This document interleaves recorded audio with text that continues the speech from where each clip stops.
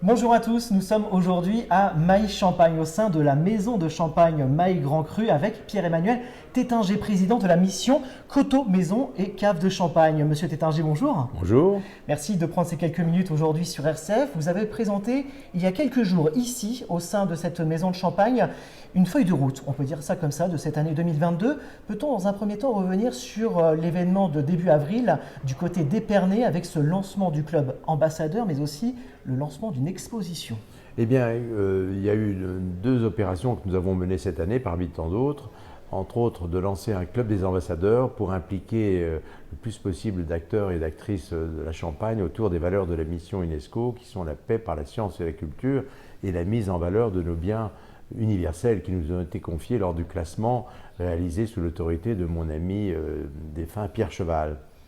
Alors, nous sommes dans un processus d'accueillir de nombreux ambassadeurs qui sont des institutions, des entreprises, des particuliers, pour véhiculer et capillariser le travail de la mission UNESCO. La mission UNESCO, c'est un peu un supplément d'âme de notre territoire.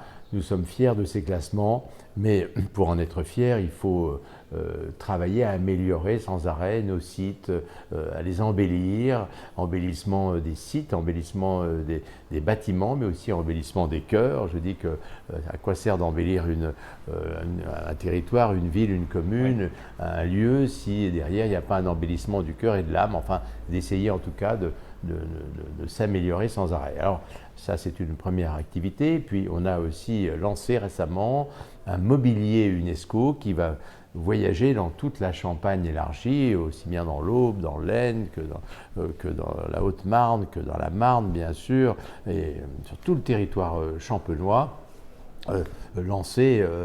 Faire voyager ce mobilier qui serait un peu, si je voulais parler d'une très belle réalisation champenoise qui est Pressoria à Ailly, eh bien c'est un petit Pressoria ambulant qui se promène et c'est une très belle initiative de la mission UNESCO qui permet à des villes, à des villages de recevoir ce mobilier et de comprendre mieux les travaux de la mission UNESCO. Monsieur Tétinger, vous avez parlé d'améliorer, mais aussi de promouvoir dans cet échange il y a quelques jours ici à cette maison de champagne, promouvoir avec une plaque de signalisation, plaque d'information. Alors la coopérative Maillet Grand Cru a toujours été un peu au firmament de l'excellence, non seulement par ses vins, mais par la qualité de l'architecture qu'elle a mise en place autour de ses flacons. Et elle est la première pratiquement à recevoir cette plaque qui va être attribuée à énormément d'entreprises autour qui croient dans les valeurs de l'UNESCO. Cette plaque qui rappelle l'engagement de la Champagne dans l'UNESCO. Et on a remis la première plaque à Maillet Grand Cru qui, depuis longtemps, fait preuve d'excellence dans tous les domaines. Elle a mis l'architecture, d'ailleurs, au cœur de son embellissement. Moi, je crois beaucoup que nos régions, qui ont été très abîmées par la Première Guerre mondiale, souvent reconstruites de façon un peu rapide, enfin en termes de tous les bâtiments, les établissements, doit être quelque part une vitrine de l'architecture. Plus rien ne doit être signé aujourd'hui en matière de construction sans l'œil, le regard d'un architecte, d'une architecte. Je crois que l'architecture est au cœur pour moi des missions d'environnement et d'embellissement. L'environnement, c'est aussi ce qui nous touche dans le visuel et je crois beaucoup à cette vision des choses. Je pense par exemple à Reims qui a été affreusement martyrisé et qui a fait travailler au soir de la Première Guerre mondiale plus de 500 architectes pour la reconstruction. Eh bien, ça fait de Reims une capitale naturelle de l'architecture. Comment ne pas parler aujourd'hui aussi de nos amis ukrainiens qui subissent de grandes destructions. L'UNESCO, c'est la paix par la science et la culture. Nous sommes, en tant qu'Européens, à leur côté, fondamentalement solidaires de ce qui se passe et je pense déjà à la reconstruction, bien sûr, qui devra se faire un jour de ces territoires martyrisés comme Reims, comme notre région l'a été. Voilà, les architectes vont être des oiseaux de très bel augure de ce que l'homme peut faire de mieux lorsqu'il a envie de vivre en paix. Monsieur Tétinger, on change de sujet. On va s'intéresser à l'événement qui va avoir lieu dans les tout prochains jours, mi-mai, du 19 au 22, si je ne me trompe pas, cette journée de la biodiversité. Un sujet qui tient particulièrement à cœur et surtout un sujet d'actualité. Oui, la biodiversité, vous savez, c'est tout simplement de voir le retour d'une faune, d'une flore qui a beaucoup disparu, non seulement dans nos territoires, mais dans le monde entier. Et ces journées des biodiversités, c'est aussi un cri d'alerte, un cri d'alarme, parce qu'on a vraiment fort à faire pour revoir beaucoup d'oiseaux. Quand je dis les oiseaux, c'est les libellules, c'est les papillons, c'est tout ce qui nous entoure. Il y a un énorme travail à faire autour de la biodiversité, autour de l'eau aussi, le respect de l'eau. Je pense que l'eau est le bien le plus précieux, encore beaucoup plus précieux que le champagne, même si le champagne, comme tout va, est fait à 80% avec de l'eau, mais contient en tout cas 80% d'eau par des moyens que vous connaissez mieux que moi. En tout cas, vraiment, pour moi, c'est un sujet majeur.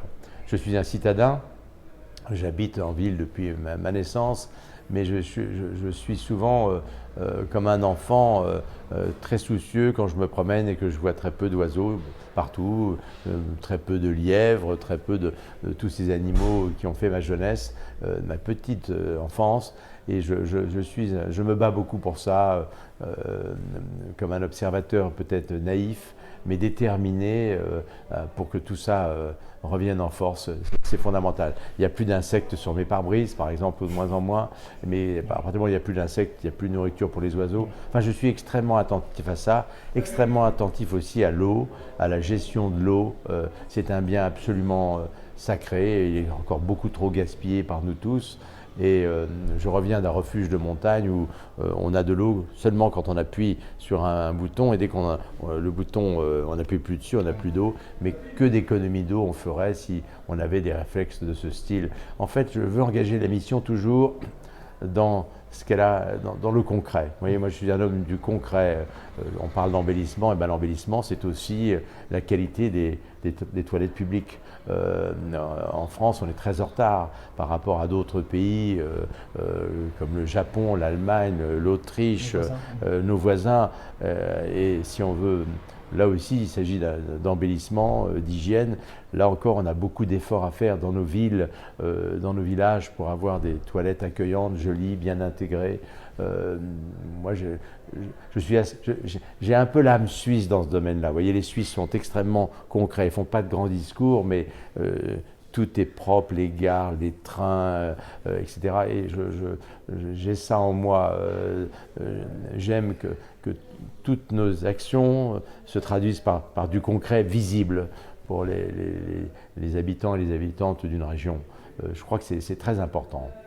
Pierre-Emmanuel Tétinger, le temps passe très vite, oui. On a d'autres rendez-vous, d'autres sujets à aborder sur RCF, on reviendra vers vous très prochainement, par exemple cette marche le 2 juillet prochain dans la petite cité Caractère en Champagne par exemple. Oui, cette marche va avoir lieu dans le Cézanais, dans cette cité merveilleuse qui n'a pas été elle trop marquée par la Première Guerre. Oui, cette marche elle est importante pour moi parce que nous sommes dans un monde qui court, qui tweet, qui ultra-trail, qui mêle, etc. On ne marche plus. Et pour moi, la marche est le premier sport de l'homme. C'est un luxe absolu, une paire de chaussures, marcher.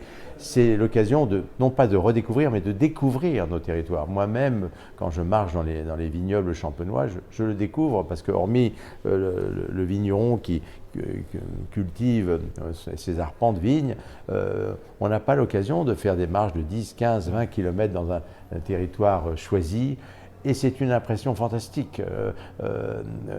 On ressort d'une journée de marche totalement nettoyé de ce qu'il y a d'inutile en nous. Et donc j'invite les gens à marcher tous les ans. Lors de cette marche, hormis le Covid, on accueille à peu près 2-3 000 marcheurs un peu professionnels. J'aimerais tellement que cette marche soit plus et que les gens cessent de courir et se remettent à marcher paisiblement et à parler entre eux. En plus, cette marche est de mieux en mieux organisée. Elle se termine toujours par un côté festoyant. En tout cas, je serai présent à cette marche dans le Cézanais, qui est une région magnifique. Mais on a au moins 10 années de demandes de marche des réconciliations dans notre territoire. J'aimerais aussi en faire une à la montagne de Reims, à Dormans.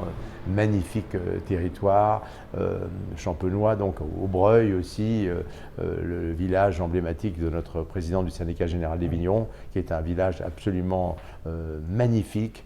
Voilà, j'ai plein d'idées, en tout cas, marcher, c'est conquérir le monde. Pierre-Emmanuel Tétinger, avec grand plaisir de relayer cette marche le 2 juillet prochain du côté de la petite cité de Caractère en Champagne sur les ondes de RCF. Merci beaucoup. Je rappelle, président de la mission Coteaux, Maisons et Caves de Champagne. Et à très bientôt sur RCF. À très bientôt, chers amis, qui relayez toujours de la meilleure façon tout ce qui embellit les cœurs et les âmes. Avec grand plaisir. Merci.